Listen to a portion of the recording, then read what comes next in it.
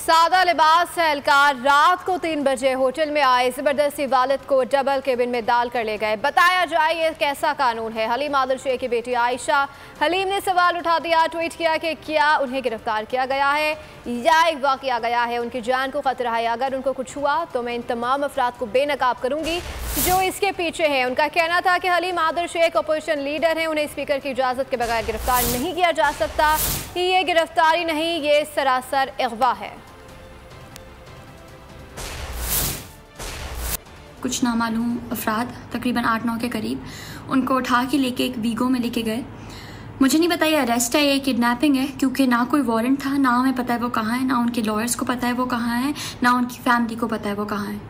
मैं आपको इस बात वाजे करती चलूँ कि हलीम आदिल शेख ने ये बात मल्टीपल टाइम्स इंडिकेट की, स्पेशली इस लास्ट वीक में इंडिकेट की कि उनकी जान को ख़तरा है। उन्होंने रेलिवेंट अथॉरिटीज़ को लेटर्स भी लिखे जिसमें chief justice of Pakistan included है, जिसमें उन्होंने बताया कि उनकी जान को खतरा है और उनको यहाँ तक मालूमात हुई हैं कि उनको खुदा न खास्ता कस्टडी में लेके उनकी जान को नुकसान पहुँचाने के प्लान्स बन चुके हैं। सिविलियन कपड़ों में लोग मौजूद थे जिनमें बहुत सारे क्रिमिनल बैकग्राउंड्स थे।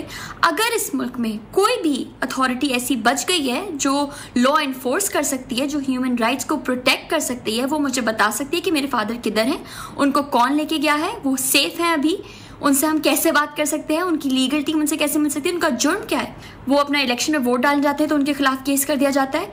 राइट नाउ तो हमें पता भी नहीं है कि वो कहाँ गए हैं, किसने उठाया है, किस रीजन से उठाया है, and where he is right now. So I just want to ask, is there any law, is there anyone who's left to see what's happening in this country? Subscribe करें और बेल दबाएं ताकि कोई खबर रह न जाए।